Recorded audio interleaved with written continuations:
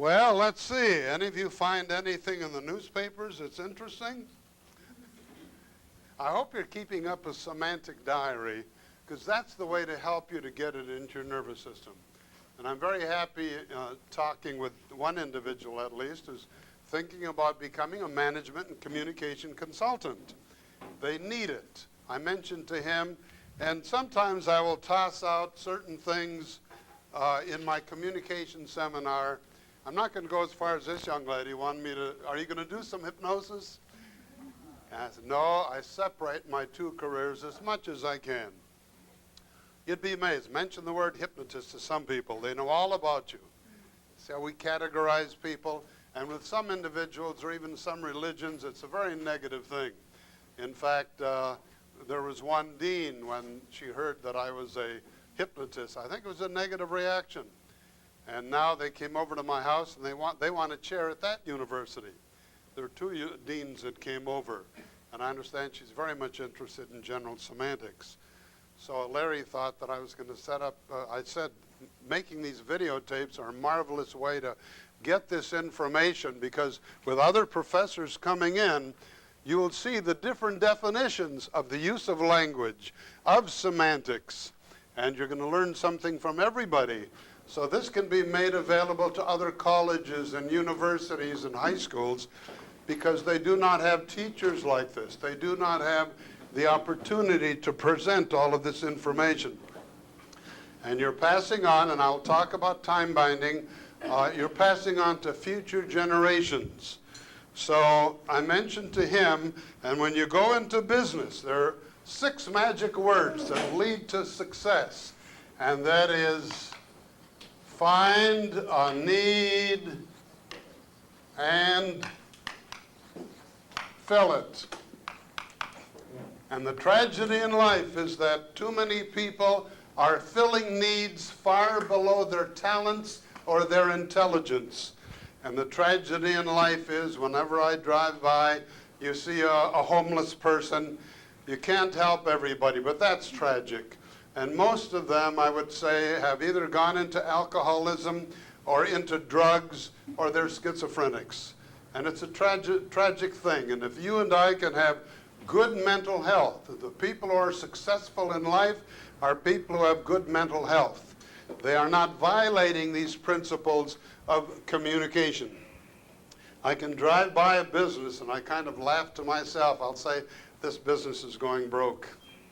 And sure enough, several in the past year as I drove by. Why? They may have been in the wrong location. Because the 3 important purposes or things in buying real estate, 3, location, location, location. And people think, they assume, I'll talk about assumptions. In fact, right now all of you are sitting on your assumptions. I'm standing on mine. How do we know the roof won't cave in? And this is what I lectured on at Northwestern University's Traffic Institute. The causes of accidents, 85% are due to human error.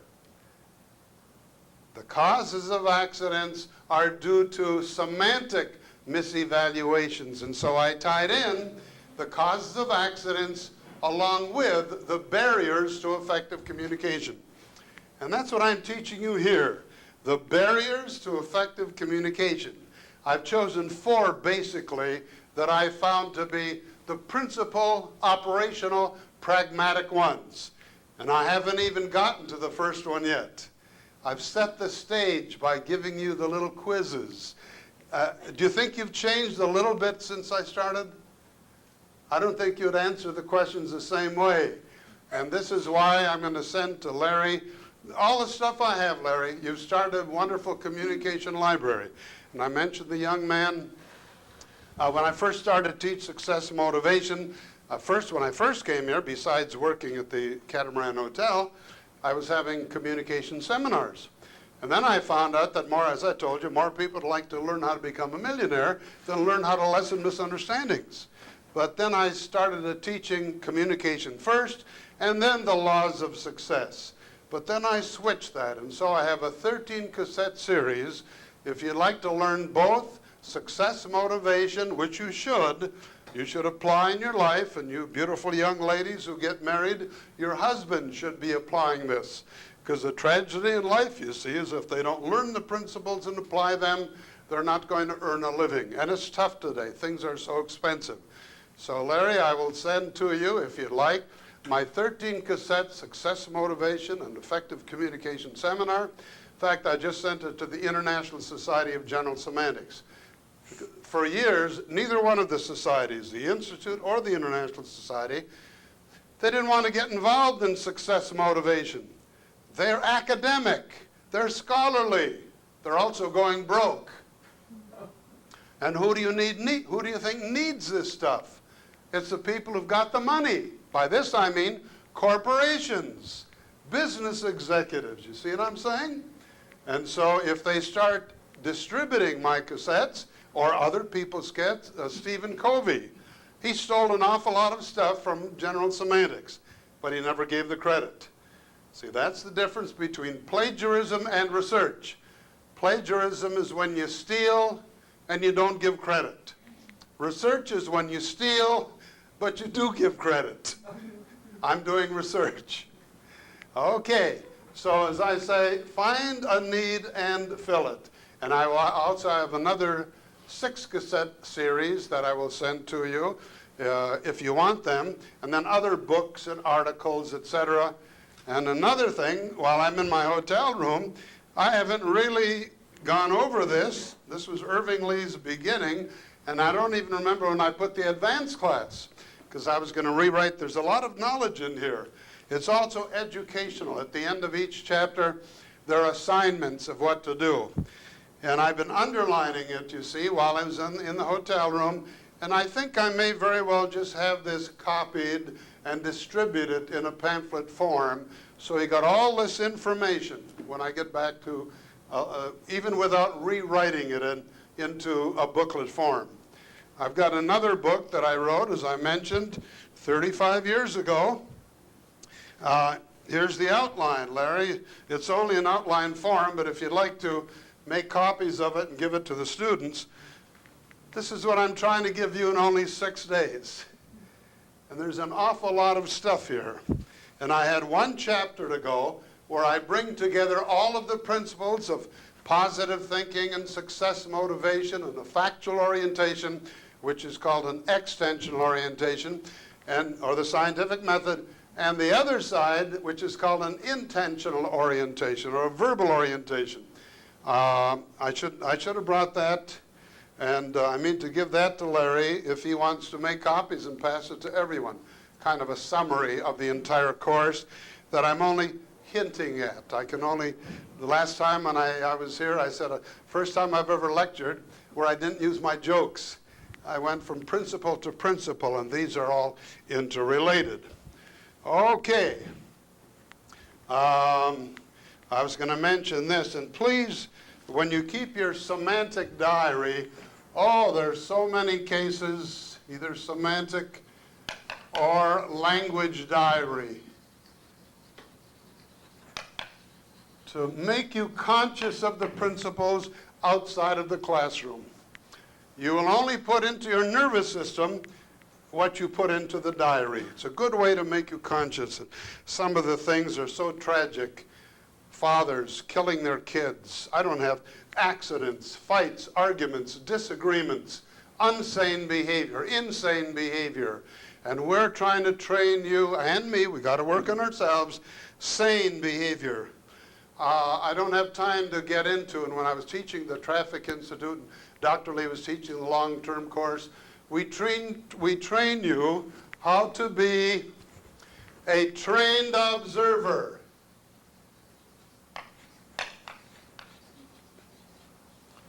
Trained observer, because most of us are oriented in terms of words, language, verbalizations, the verbal world. And as I will point out, the big difference between man and animal is language. We're living in a symbolic environment. We are continually immersed in language. Language overburdens us, especially now with television and the kinds of things that are on television. I'll talk about that which is our language or semantic environment. But relative to a trained observer, notice compared to you and I.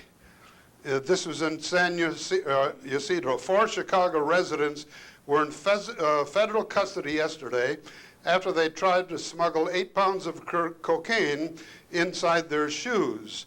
Well, the essence of this is, and I don't have time to read all of this, but these inspectors, they're trained observer. They found cocaine inside of their shoes. Well, how many of us are trained observers? And at the Institute of General Semantics, we had sessions in listening, in observing. In fact, let me stop talking for 1 minute. And by the way, when I'm not teaching or when I'm not on stage, people would say, "Are you really Dr. Dean? You're so quiet." I don't have to be on stage all the time as many entertainers, or especially comedians, are.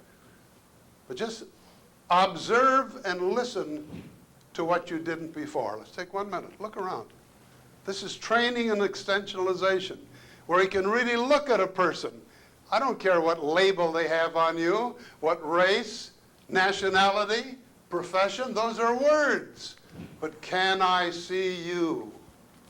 Can you observe the world of reality? Training and extensionalization.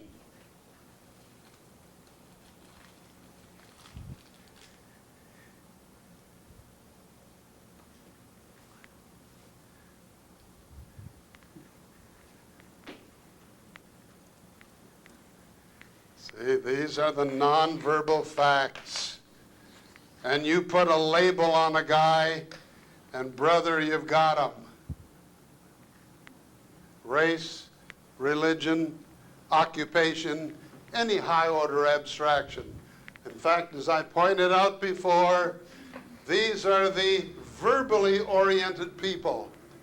And you and I have to be trained to respond to facts, which are people, situations, things, not in terms of the label that you put on them, but in terms of the nonverbal facts. I don't have time to get into the important principle of indexing, but indexing, Korzybski is literally trying to change the structure of language. You didn't realize that language has structure, but man or woman, one, is not man or woman, two. I talked last Wednesday about the Ku Klux Klan mentality, where all black people are the same. And I wish we had more of the minority. When I was teaching these principles, you know, in small talk with my buddy Ken Norton, Hedgemon Lewis used to come down when I hypnotized Ken. We need this kind of training. We stereotype people. We act as if they're all the same because uneducated or ignorant or stupid or racially prejudiced people, they act as if they're all the same. And we need training to make us respond intelligently. None of you are the same out there, but words can engulf you in one general label. Here, Arianna Huffington is a Republican, right wing, and I enjoy listening to the people on television. Oh, I'll never miss, like Geraldo, and all the talk shows. The Republicans speak from their point of view, the Democrats from their point of view, the pro-O.J. Simpson people from their point of view, the negative O.J. Simpson people from their point of view. And I'll tell you, one of the best communicators, great lawyer, Johnny Cochran, he used all the stratagems, all the logical things you learn. He was so smart. Nobody else could have done what he did, I feel, in spite of some of the evidence. Okay, so persuasion is very important. I wish I had time to teach you a persuasion class. Larry, maybe sometime we can get one. Dr. Lee gave a persuasion class. I took all the classes I could from him. Too often speakers fail because they assume that an audience is believing. They're on their side. Or I've had some audiences that were negative, critical. There's a believing audience. They're with you. They're on your side. There's the critical audience. There's the hostile audience. There's the bored or apathetic audience. There's the sophisticated or aloof audience. And I'm going to give you a whole semester's course in 2 minutes.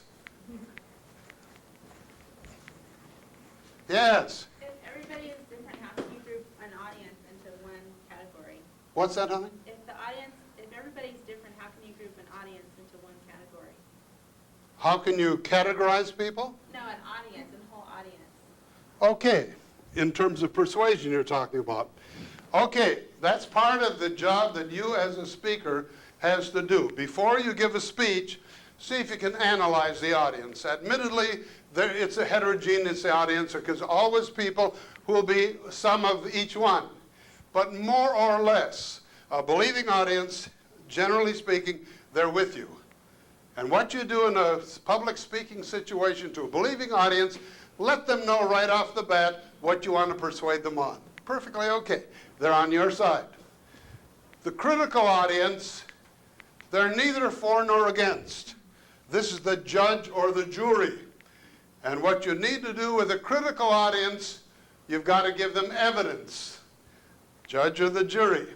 But that's not enough. If they're really critical, you've got to give them evidence of that evidence. And sometimes public speakers fail because they don't give them the second order evidence. Third kind of an audience, the hostile audience. They're against you or what you stand for. And what you do, the first 2/3 of your speech, you hold off or you allay their hostility. You do everything in good sense, basically, to hold off their hostility. If this is a group of daughters of the American Revolution, and I'm a member of the Communist Party, I think that's a hostile audience. Well, I'm not going to talk about politics. I'm going to talk about the football game last night. I'm going to talk about gardening. You give them what Harry Overstreet calls yes, yes material. Things that you know that they will agree with you on. All you are trying to do is change them from being hostile to being critical. Then if you meet them again, especially if you're a salesman, you give them information to a critical audience, and then hopefully you can change them into believing. But let me assure you that you cannot get to everybody. Public speakers fail because they try to do too much, and they think it's easy to change a hostile person or audience into believing. It is not easy. First of all, you must sell yourself. This is called the ethos of the speaker. E-T-H-O-S.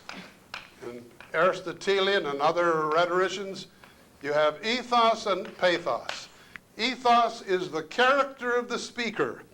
Winston Churchill had a lot of ethos. For his audience, for his jury, Johnny Cochran had a lot of ethos. It's relative, obviously. The pathos is using pathetic appeals, emotional appeals. But you and I have to try to establish ourselves as a person. This is what I had to do as a nightclub hypnotist. The kids trusted me. They knew I was a PhD. I never charged for therapy in my life. I've helped thousands and thousands of people, and they would come into the gaslight room, look at me, and fall asleep. It's in their mind. That's how you hypnotize people. You have to create trust. Write that word down. Trust and honesty. And if you don't have trust and honesty, you are dead. We know that there are a lot of con men who come to Southern California. But let me assure you, there are even more who come to Las Vegas. I work with contractors. I've built some more buildings on my property, etc. And it's hard to find people you can trust. They come from all over. They sound convincing. And I said the other day, the only difference between the con man and the teacher, the effective teacher, is that by definition, he or she, the teacher, presents facts as best they know them, the truth. Whereas the con man, he's tremendously effective and persuasive also. But by definition, he speaks false to fact. The psychopathic liars I mentioned the other day is related to the sociopathic personality. And the important thing is they have no conscience. I have 2 one-hour cassettes on both of these. And Larry, if you'd like to have me send that, if any of you would like to learn and listen, because you're at the stage now, frankly, when I was your age and going to college, I had a lot of time to read. That's all I could do. I didn't have any money. We stay in and read. And then when you go out into the world, you have to make a living, then you don't have as much time. So I'll send you my stuff. I love this one. And then I'll get into the lecture. The little word is creates a lot of problems. The little word is identifies different things as if they are identical. And Bertrand Russell, the very brilliant philosopher, analytic philosopher, he was the first one to point out the dangers of the little word is. Now, as you'll see in do all of you have Dr. Lee's textbook? Are you required to get it? See, a lot of this stuff is in it. Good.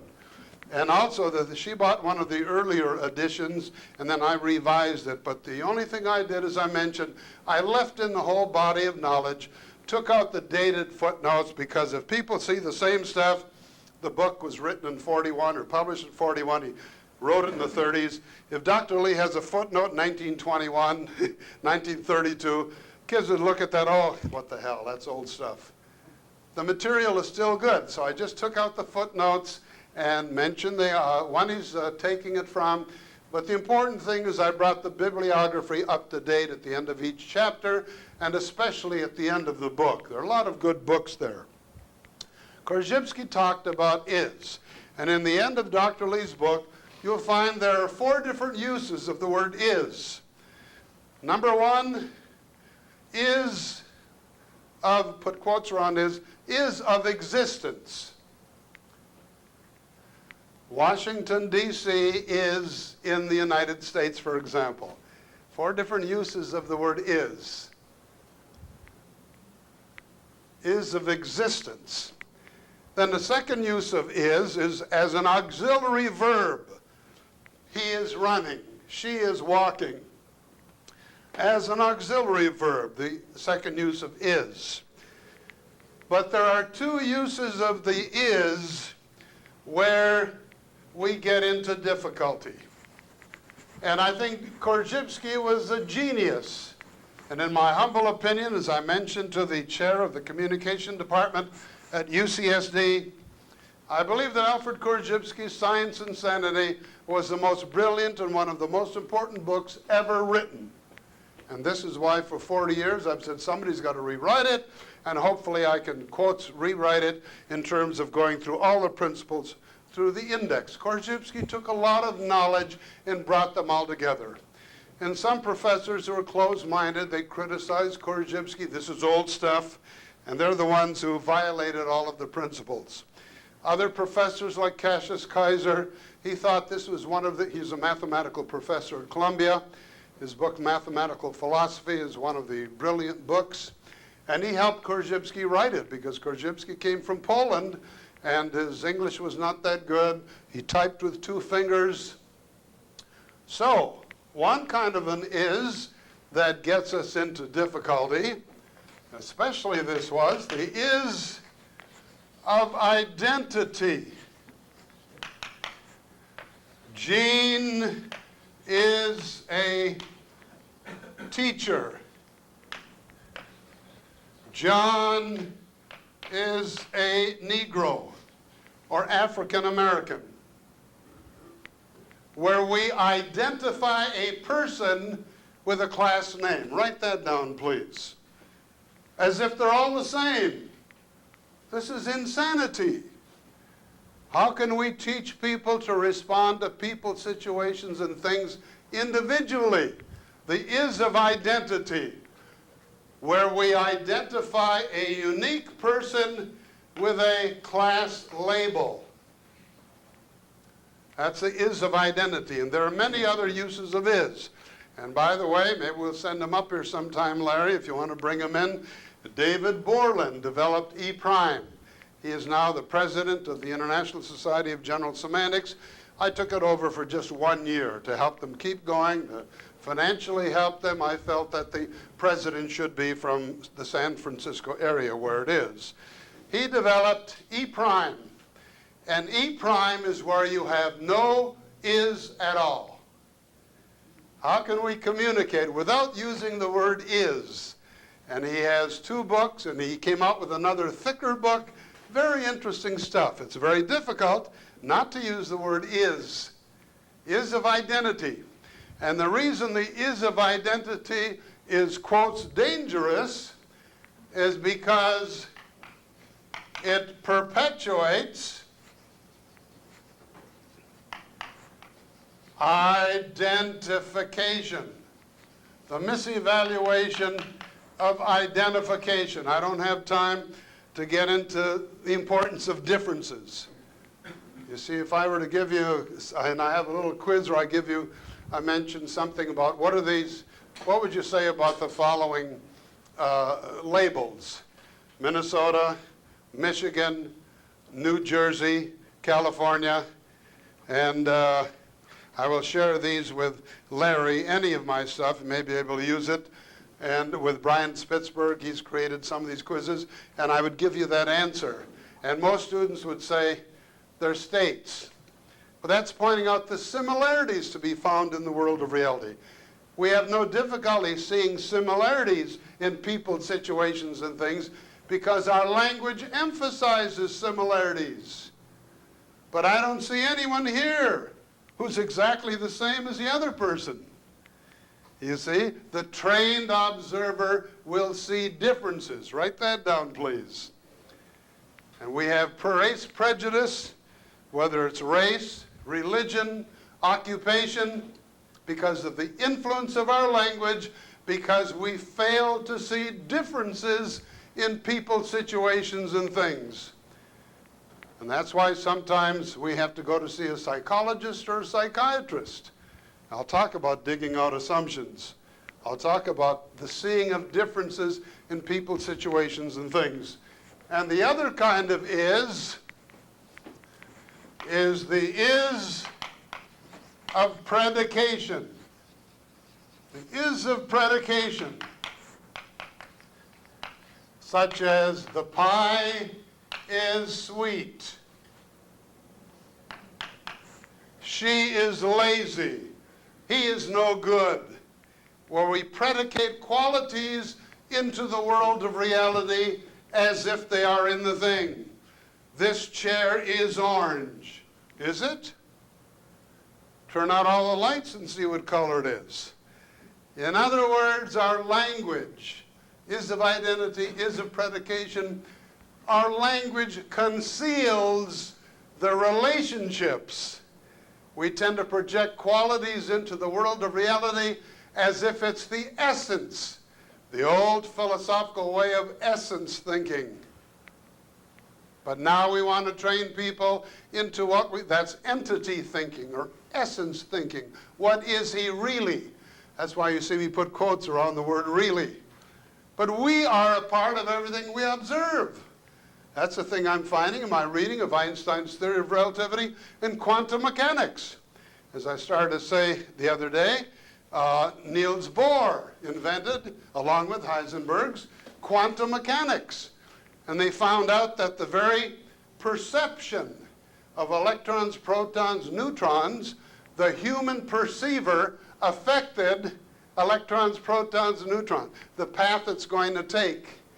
And so Heisenberg developed his principle of indeterminacy, his uncertainty principle.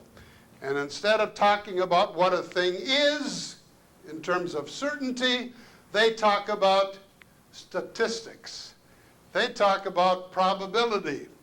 And I will talk about the difference between assumptions of certainty and the assumptions of probability. That's in my little booklet, Why Do We Jump to Conclusions? I'll be giving those lectures next week. And then I will give to Larry, I might be kind enough to bring 5 of each one, four booklets. Understanding, I've got 500 of each in my office here. I still have an office in one of my buildings. But they were chapters of my big book, you see, and I did print those, and I've got many more chapters. So I will share with you and really hope that we can build up a good library of books, those of you who are interested, and books and cassettes. So that's a is of predication. It conceals the relationship between the person and the world of reality or others. Everything is relative. That's Einstein's theory of relativity. A guy with a beautiful young lady for 2 minutes, well, that's one time factor. And a guy sitting on a hot stove for 2 minutes, that's another thing. Relative. So relativity shows the relationship between people, situations, and things. And think in terms of relativity. This is called ecological thinking. This is called ecological thinking instead of essence thinking. Ecological thinking. Ecology is the study of organisms relative to an environment. You and I in one environment are different people in another environment. Am I right? And you cannot separate a person from his environment. When you try to separate a person from his environment, this again I mentioned the other day, this is called elementalism. Splitting verbally that which cannot be separated empirically. You cannot separate an organism from its environment. How does an amoeba really behave? Remember the one-celled animal? And I'll talk about that. Amoeba, if you remember your biology, put it in with wetness or rain, and it has what is called a tropism. Tropism, either positive or negative. If it is positively tropic toward wetness or the sunlight, it will move toward it, the one-celled animal. If it is negatively tropic, it will move away from the external environment. Now, I'll talk about this because we have the word thinking, but we don't use the word thinking in general semantics because you don't just think with your mind. General semantics is an organism as a whole study, mind-body relationship. We use the word evaluation. Put that down, please. And I'll go into this more fully. Evaluation, because the word thinking tends to imply that you can separate the mind from the body. But we emphasize the nervous system. And Korzybski was the first one to bring together psychology, psychiatry, anthropology, neurology, sociology. You see what I'm saying? And 40, 50, 100 years ago, these were separate studies.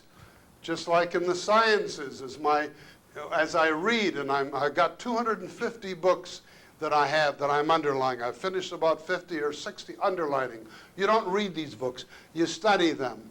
And then you take stuff and apply it to general semantics. So the whole history of science, the important principle was non-elementalism. When the ones who discovered electricity, they saw there was a relationship to magnetism. And now we have electromagnetism.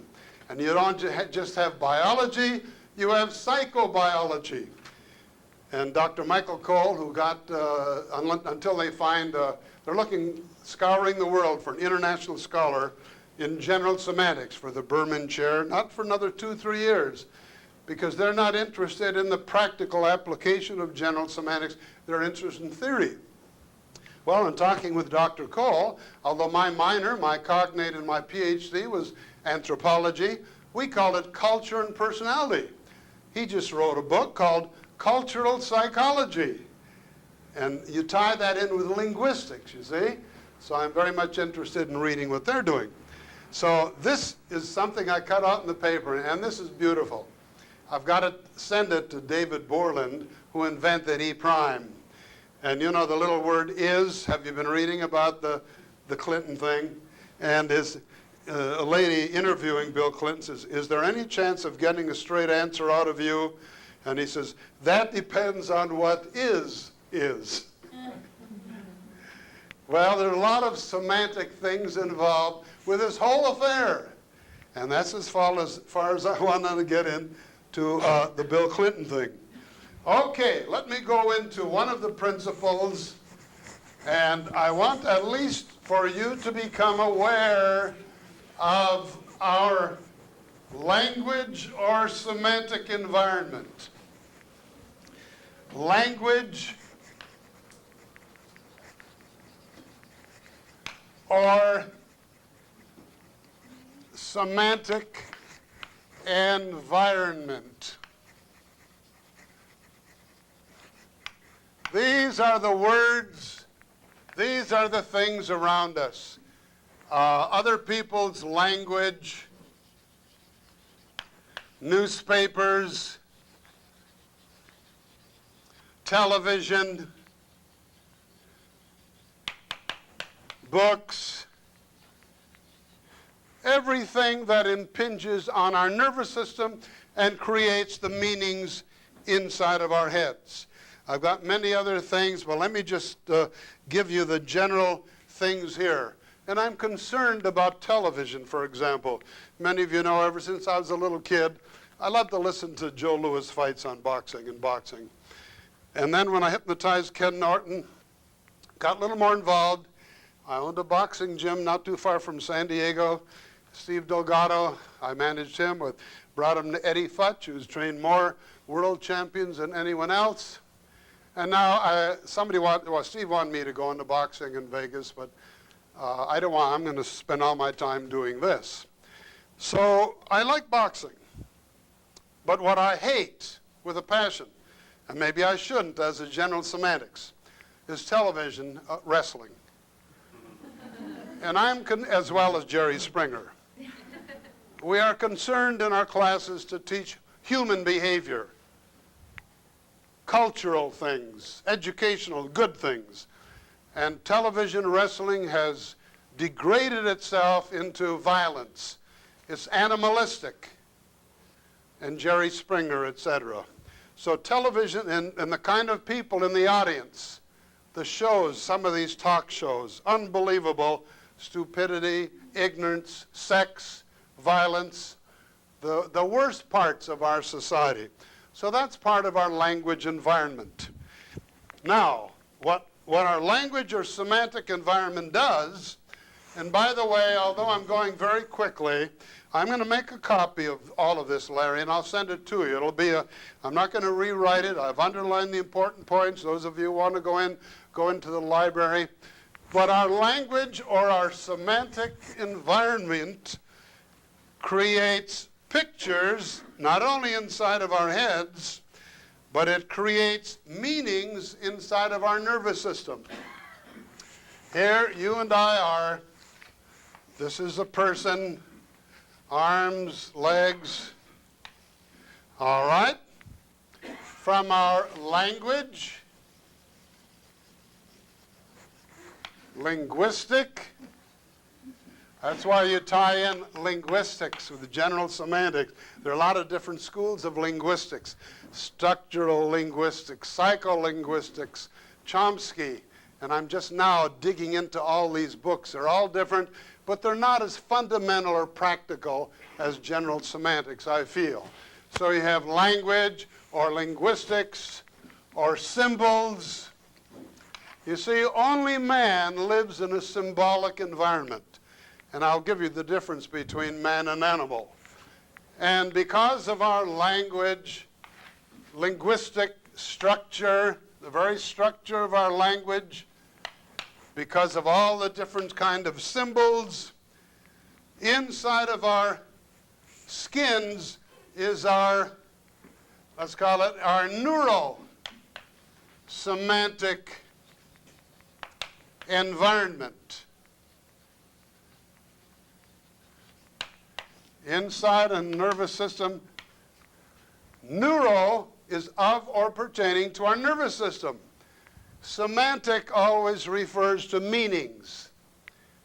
So all of you have a different neuro-semantic environment. And we not only have a neurosemantic environment, we have a linguistic environment, which is inside of our skins. It affects our nervous system, the structure of language that we use. And we all have a different neurosemantic meanings inside of our skins. Notice I'm not using the word thinking. I'm using the word which is non-elementalistic. And what we do is evaluation. You see, the word evaluation is a non-elementalistic term. You cannot separate the mind from the body. You cannot separate your nervous system inside of your skins from your language or semantic environment outside of you. That's non-elementalism. Elementalism is when we try to study each one of these things separately. Now, our language or semantic environment creates in us certain assumptions. And this is so important. The unconscious assumptions we live by. They're usually on the unconscious level. The unconscious assumptions. This is why I said all of you are sitting on your assumptions, and I'm standing on mine. And we're not aware of it. You know how general semantics has been valuable to me as a nightclub hypnotist? Immeasurably. Because when I give a post-hypnotic suggestion, and a post-hypnotic suggestion is that I hypnotize them, and I base my whole show not on making fools of people. Some people say, well, you're making fools of people. I base my whole show on making people look good. They're singing. You come on my show, I tell you you're Madonna or Elvis Presley or whoever they choose, they tear the house down. They say, I can't sing. See, that's the most important part of my show, helping people to live up to their fullest potential. And one of the greatest pleasures I got the other night, see this young man, doctor now. I was at the Alamo. It used to be the Alamo nightclub. I closed there because it was the same owner. Young man was playing pool in the back with another buddy, and he says, Dr. Dean, yeah, I took your seminar, Success Seminar in 1982. I was on probation at Mesa College. And after taking the course, I got a PhD in engineering at UCSD. He owns his own company now. And I didn't ask him how much money he has. That's irrelevant. Because remember, and write this down if you want, money doesn't make a person. Character does. Money doesn't make a person. Character does. And if you have good character, if you're honest, intelligent, if you apply the principles we're talking about, a factual orientation, you will earn money. And don't be ashamed of earning money. Notice I said earn. You don't make money. The only one who makes money is the one who works in a mint. You and I have to earn it. And if you want to earn more money, write this down. The only known method of earning more money is to expand your service to others. Got to use your gray matter to think, how can I expand my service to others? And there are people who are started their companies on nothing. And you read about them in the business paper, business sections. Now, don't have a negative attitude about yourself. All of you can earn more money if you apply known principles. Write the two words down, self-talk. Self-talk. Because the most important kind of communication that you and I do is not the kind of communication we do to other people. It's the kind of communication we do to ourselves about ourselves. And you find who really have bad self-communication are people in the mental institutions that I'll be talking about. False assumptions. Okay, so from our unconscious assumptions, or here we have premises 1, or assumptions. Premises 1 lead to theories, whatever theories we have. Theories 1, assumptions or what we take for granted.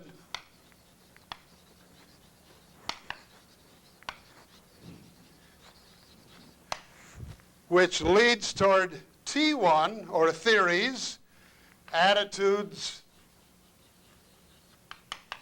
orientations,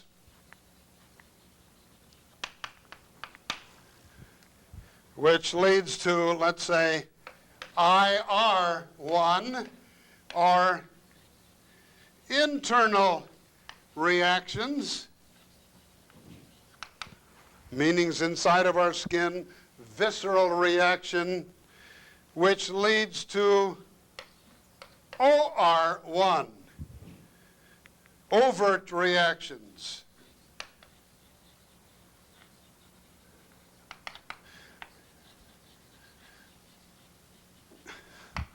Aggressive behavior or arrogant behavior.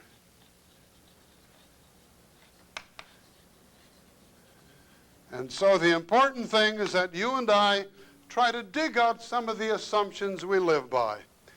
And they are fundamental.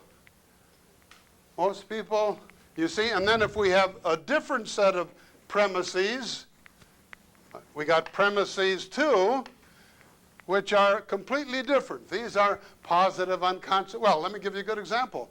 P2 will lead to certain theories 2, which will lead to internal reaction 2, which lead to overt reaction 2.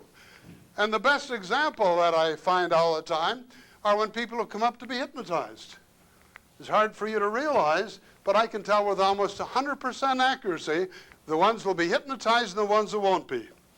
I work in my hometown. I happen to have been the only entertainer left this year. They had Tony Bennett there. Johnny Cash and I supposedly were the only ones to pack the place. They tell me I got the record, 3,712 people about 8 years ago. And they don't have to pay me the really big money. Tony Bennett's getting $100,000 for one show now. 8, 9 years ago when he was there, he got $20,000 for 2 shows. And I don't make that kind of money. But I can just look at a person. I point out when they come up to be hypnotized. They come up and they sit with their arms folded, their legs crossed. I can read their faces. You see, I've been doing this for many years. I won't tell you how many. Even Augie Boniver, who's the director of our management development seminar at the University of Chicago, he used to like to sit in the back of the class because he said, I was the only teacher who would give the students the answer even before they asked the question. I read people. You read their faces, bodily postures. You read their attitudes. Put that down. Attitudes. And all of my, or many of my success motivation cassettes are on attitudes. And write this down, please, and I want you to catch yourself. The dangers of a negative mental attitude.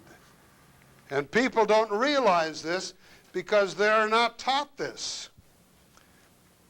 Have a positive mental attitude. And write this down, please. The only thing that you can control is your own mind. What you can put into it. Your own nervous system. And you're going to find out, and I found out, people have told me, you'll never get your PhD.